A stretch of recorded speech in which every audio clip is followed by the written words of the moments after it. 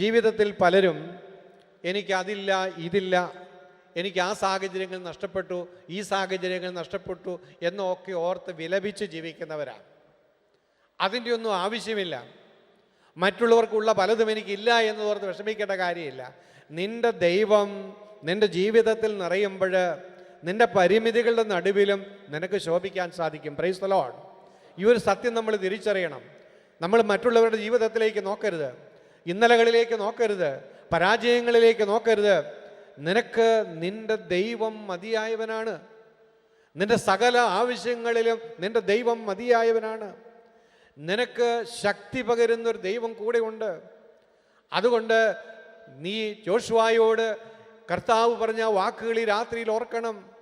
നീ ശക്തനും ധീരനുമായിരിക്കണമെന്നും ഭയപ്പെടുകയോ പരിഭ്രമിക്കുകയോ ചെയ്യരുതെന്നും നിന്നോട് ഞാൻ കൽപ്പിച്ചിട്ടില്ലയോ?